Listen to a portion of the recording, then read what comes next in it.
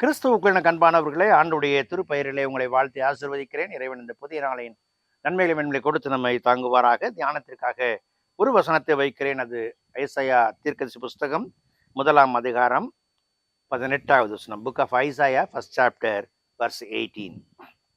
வழக்காடுவோம் வாருங்கள் என்று கர்த்தர் சொல்லுகிறார். உங்கள் பாவங்கள் சிவேரென்றிருந்தாலும் உறைந்த மழையைப் போல் வெண்மையாகும். அவைகள் இரத்தாம்பர சிவப்பாய் இருந்தாலும் பஞ்சை போல் ஆகும்.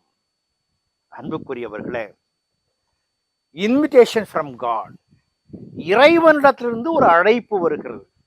இந்த அழைப்பு எப்படி வருகிறது என்று சொன்னால், வழக்காடுவோம் வாருங்கள்.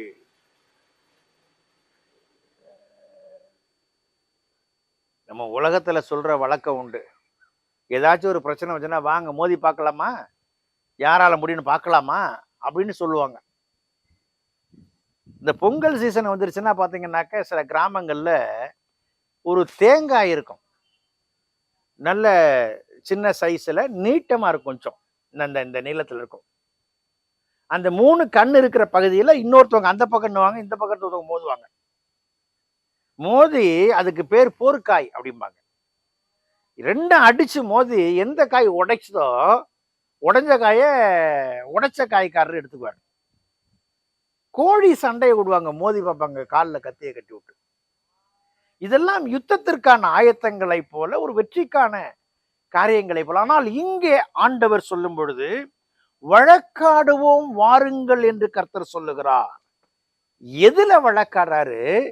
சிவேரின் இருக்கிற உங்கள் பாவங்களை உறைந்த மழையை போல வெண்மையாக்குவதற்கு நீங்கள் என்னிடத்துல வந்து தஞ்சம் புகுந்தால், உங்கள் பாவங்களை விட்டு திரும்ப விரும்பினால், நான் உங்கள் வாழ்க்கையை முற்றுமுடிய மாற்றி அமைப்பேன் என்று சொல்லுகிறார்.